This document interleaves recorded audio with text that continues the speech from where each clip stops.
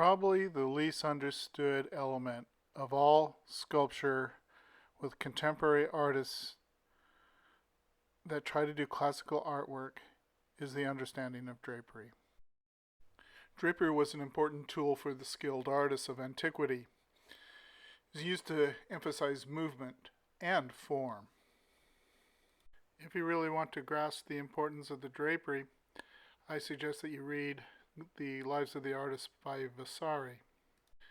It was Donatello, I think, more than any other, started artists on the path to evaluate their work against antiquity. And in the words of Vasari, it was the divine Michelangelo who really got artists thinking about anatomy and drapery for sculpture. So let us start examining what this important part of sculpture is, the drapery, by examining a small segment of the Pieta by Michelangelo and look at the drapery and examine it very carefully. Then we'll do a study on it. What I want to introduce to you is the concept of the eye of the fold. Notice how the fabric wraps around the knee, and as it breaks, it doesn't move in a round pattern necessarily. It breaks more like square lines on the inside. And on the inside where these breaks happen, this is where we have the eye of the fold. You'll notice as well that in between the eye of the fold, there's a little bowed line. That's called the belly of the fold. So you want to understand the eye of the fold and the belly of the fold. Those are your two principal areas of the fold to concentrate, particularly as a beginner. Again, I'd like to emphasize that all the fancy stuff on the fold happens on the inside of the fold, like where you see the arrows. And if you want to make the fold more interesting, then you create a backward moving fold, and that will help counter the movement that you might be searching for. Michelangelo did a number of works of Mary, Jesus, and his cousin John. I'm presuming that might be his cousin John over the shoulder of Mary. I'm not sure. I'm sure that there's some expert who knows who that is.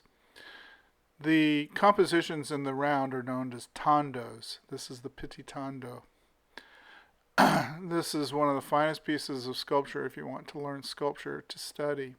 This has every lesson of sculpture in that is available, particularly in the early stages.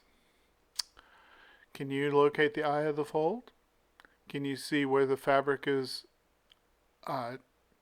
changing directions and how it's used to emphasize the figure? Also notice how he does not gouge the sculpture. It has a smooth, even line across the surface.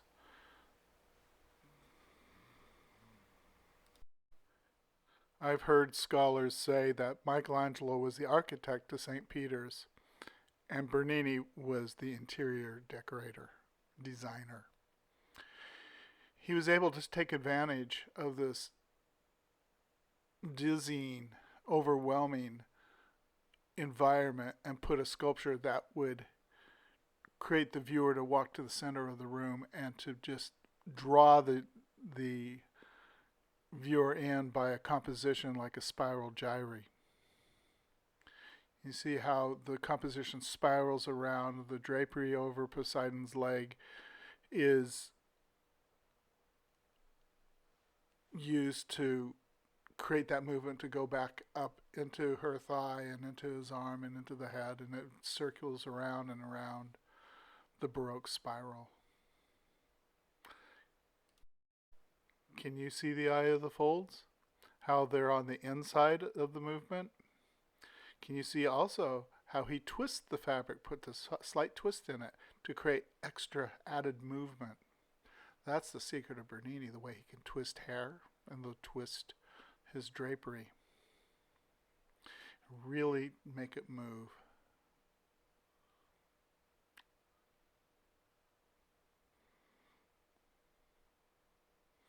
Look at how he cleared those great masses of marble under the leg and in back of the thigh.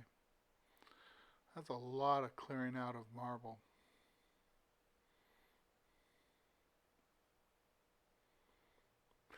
Can you see the parabolas?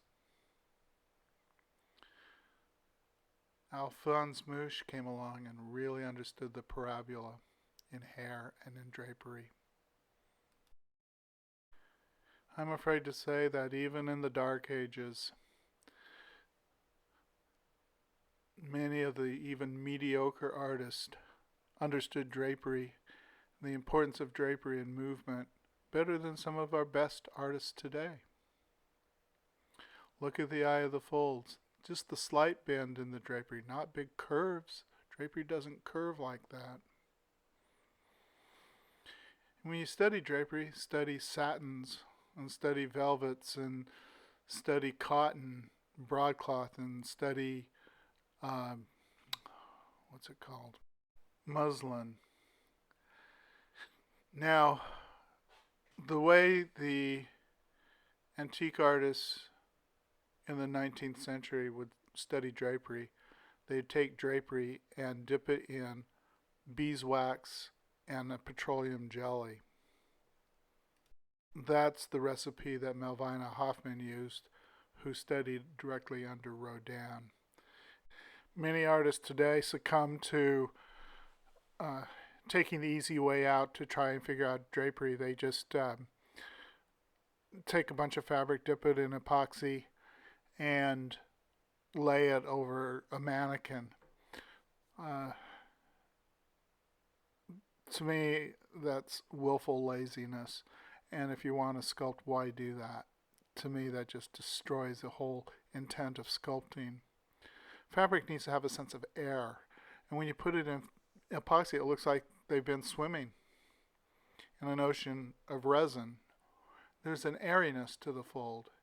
Now, if you take that recipe of the beeswax with petroleum jelly and just a light coating, you can really study the fabric to where you can make the fabric do what you want to do in the composition. It doesn't have to be an imitation.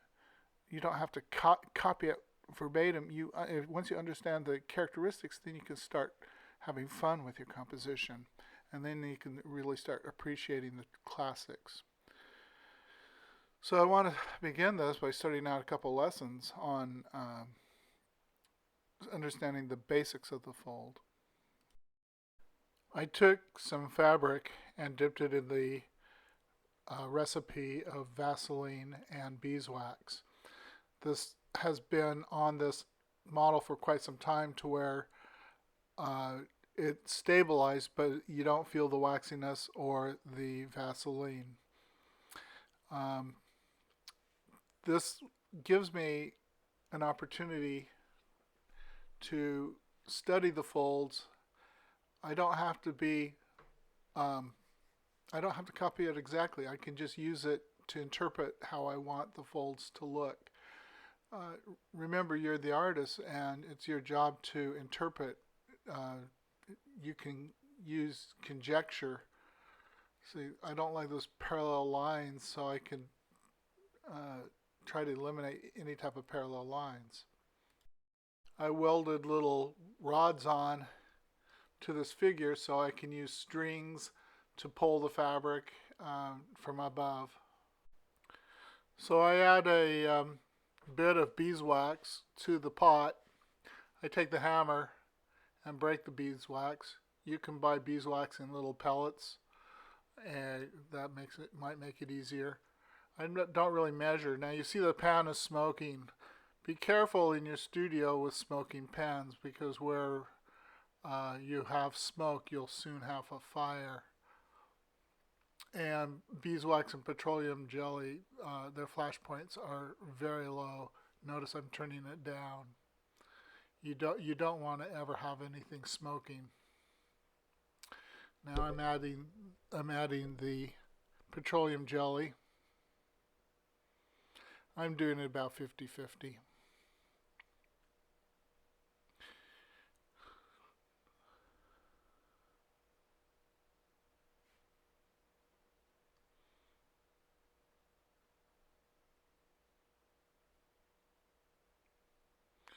Now this will be pretty hot.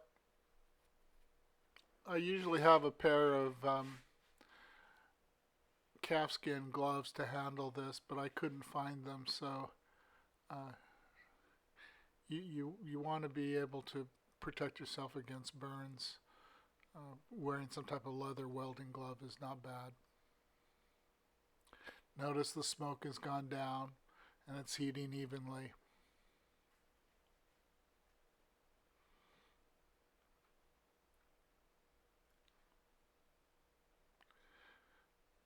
Now I'm going to do a sizable piece of fabric and then rip off a little bit for the demonstration. But while I've got this, I might as well coat the entire fabric that I can use later.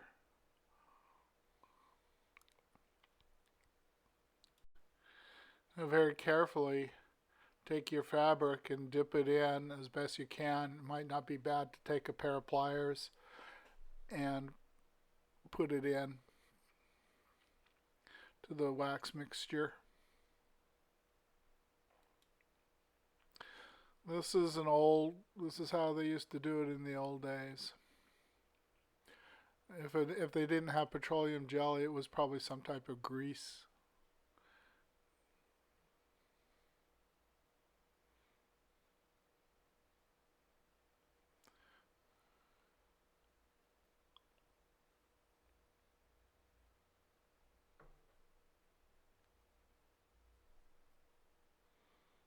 I'm being aware that this is very hot. Remove it from the pot, probably with a pair of pliers. I'm using popsicle sticks like chopsticks here.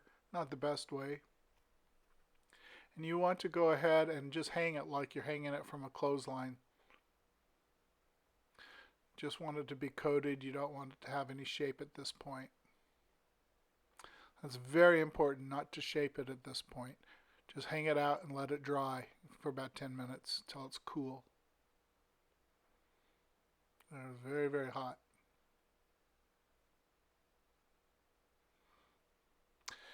If you touch this can in the wrong way, this can completely take off all the skin on your fingers. So I urge you to use extreme caution when you're doing this. I've had skin removed from my fingers several times. Not from this, but from working with heat. Now there, I'm just using the wax to hold it in place. I'm going to let it sit there for about 10 minutes.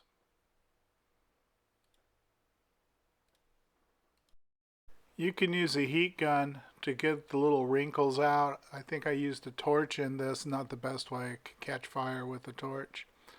But the heat gun will take out all the small wrinkles. I didn't have one, so for brevity, I'm just going ahead and doing the demonstration without refining the surfaces. I can refine them in my mind. And if I look at this tube that I made, there are basically 5 different directions that it goes, or 5 breaks. 1, 2, 3, 4, 5. So I roll out a piece of clay.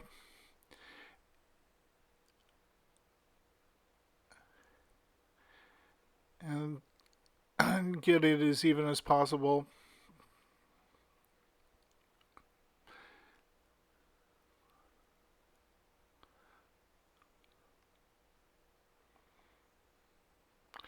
And I start to make the breaks. So using my calipers, I measure for the first break, mark it, and make my first pinch.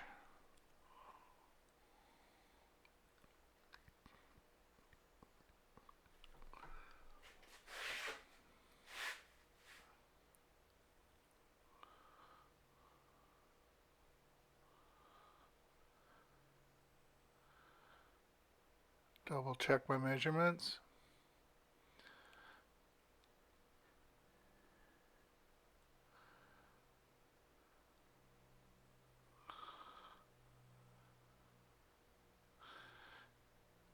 Pin it down to the board and create my next.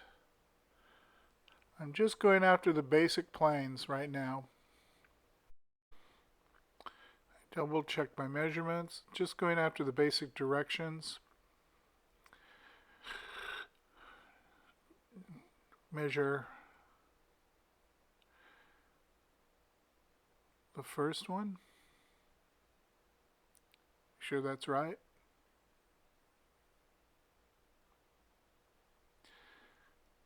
I was a little short.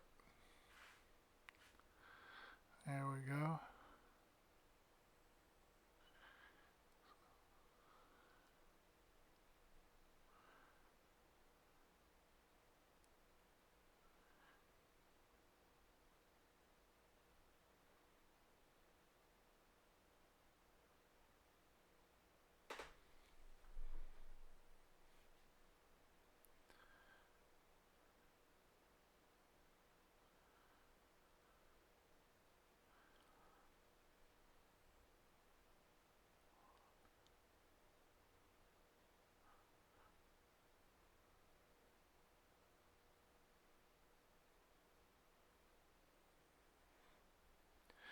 And I'm just keeping the shapes very basic. No undercuts at this stage. In the beginning stage, you don't ever want to do any undercuts. And going to the second directional eye, what we call the eye of the fold. There's the second eye.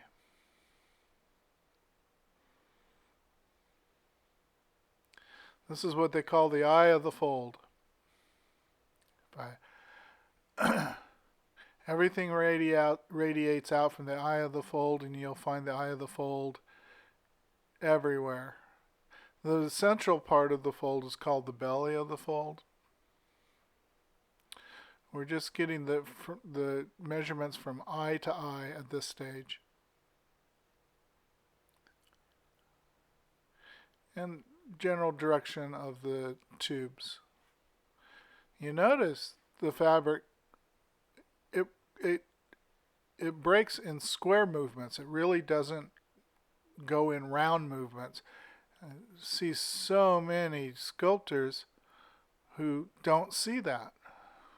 Next time you start looking at contemporary sculptures, take note how they don't see the eye of the fold and don't see how the fold actually breaks in more square shapes.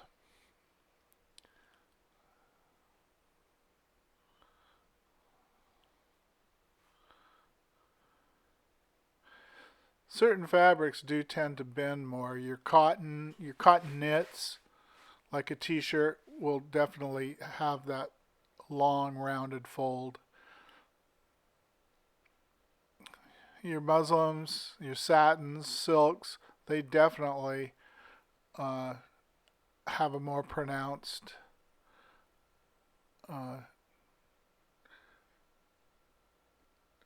shape to the fold.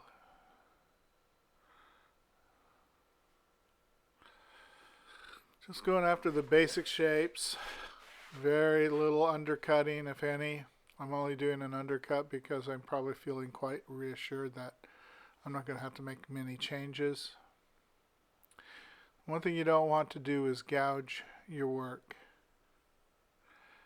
Come in with the shape nice and slowly. No gouging.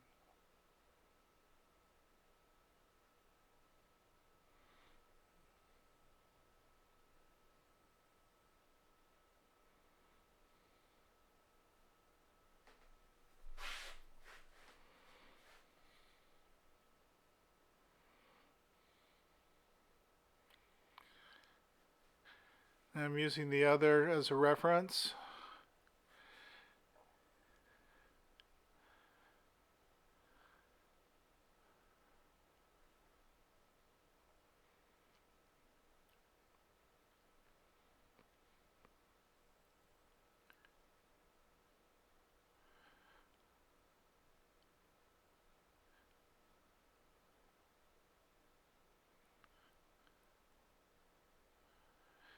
Turn. The secret to fabric is turn. Keep turning your work. Turn, turn, turn. Again, measuring from the eye of the fold to the next eye of the fold.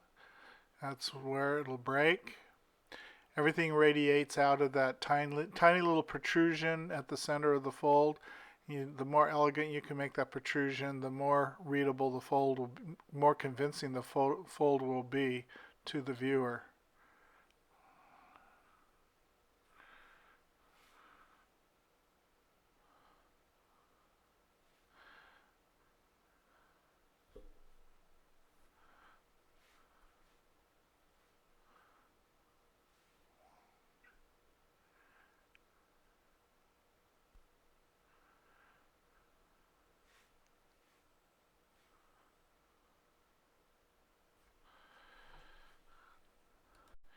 Now I'm examining the inside shape and the outside shape.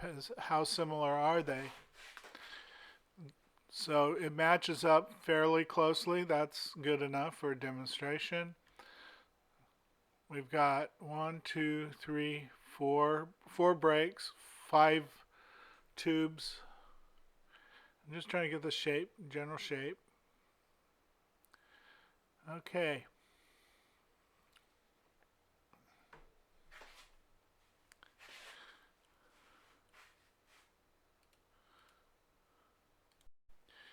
Now, to get the basic shapes, I'm using a plastic spatula. And then to refine it, I use a big tool. I don't use a little tool. You want to go in for the big directions and the big movements. It's always gross to fine, never fine to gross.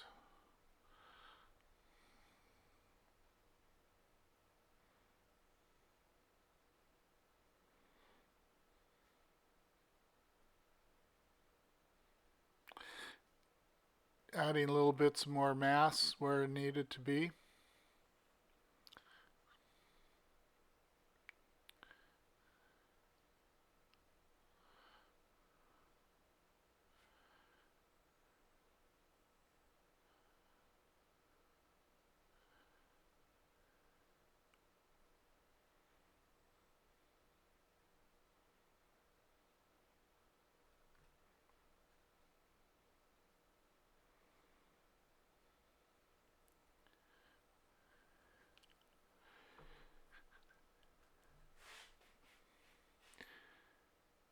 It's about 1.25 inch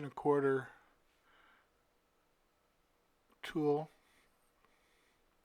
Now I'm starting to get the finer shapes. No undercuts at this point, very few.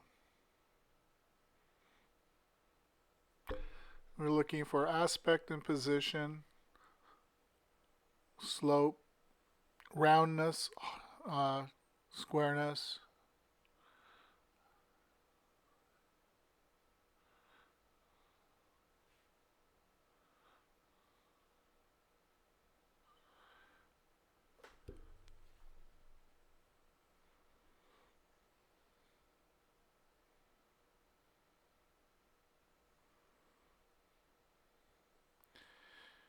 What are the directions? What are the major movements?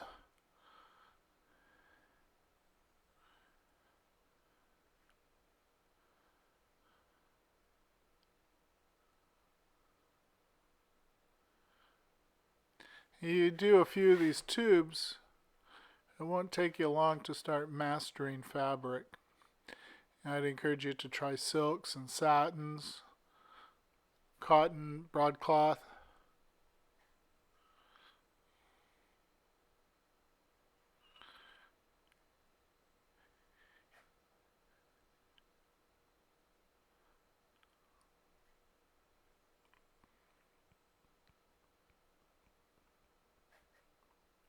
The whole trick to this is turning, turning, turning. Because as you turn it, you see where you're off. Just keep the shapes real simple at first.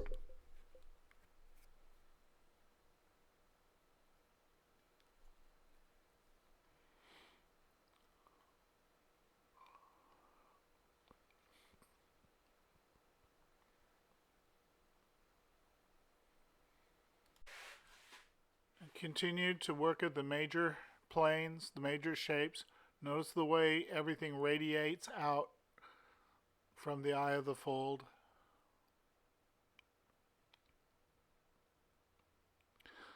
If you get that radiation at the eye of the fold, your folds will be very convincing.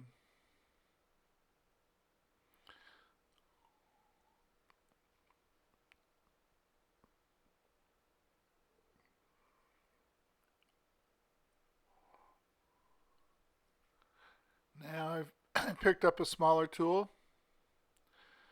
I can start the undercuts. Clearing out the undercuts also is another way to make your sculpture read very convincingly. Now you get the secondary folds, another eye of the fold coming off there because the fabric's changing direction. This is where you can start getting the nuance around the eye of the fold. You start seeing the way it radiates out from the eye. Start adding the undercuts. It's well worth the time to take to really clear out the undercut so that the fabric will read.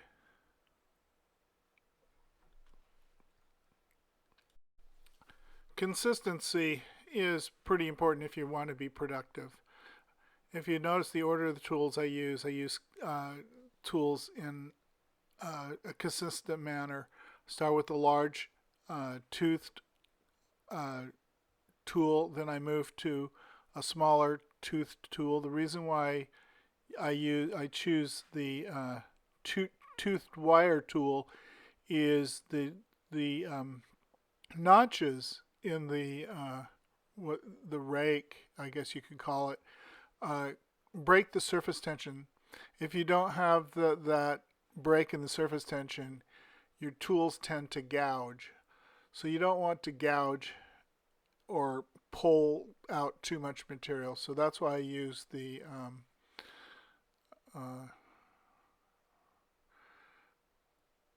claw tool, I guess you could call it. Now I go from the notched wire tool to a thin wire tool to clear out the insides of the eye of the fold. Oh, I'm just back with the rake again.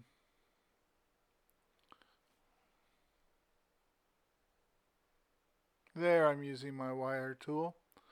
Getting the fineness of that eye of the fold is very important. Also, it helps me make these nice sharp undercuts that I'm going to strive for now. Going back and forth between the tools.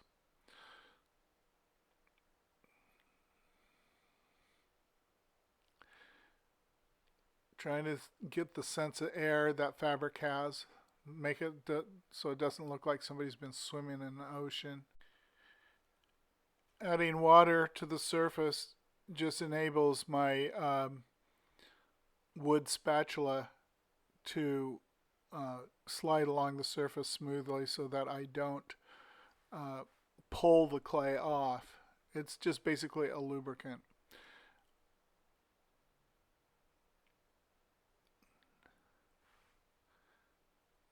I'm using both ends of the clay tool, of the spatula.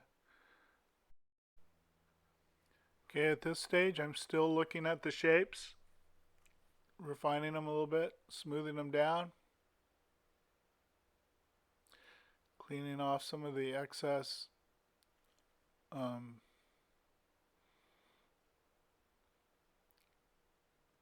mud, getting the muddiness out of it.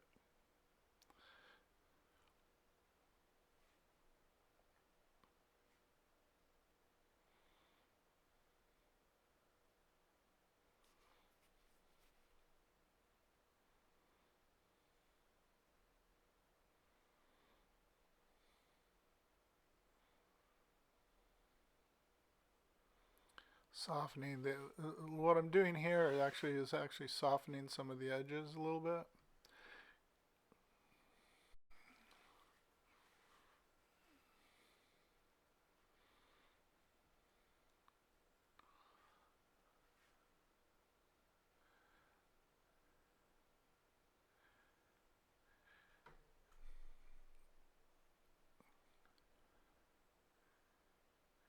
Oftentimes when you change your lighting conditions, you'll see flaws in it,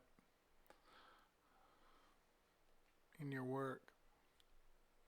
So if you light from left to right, at the end, light from right to left, there I changed the light and I saw some unpleasantness in the texture. So I'm just bringing that in to where it's not quite so unpleasant.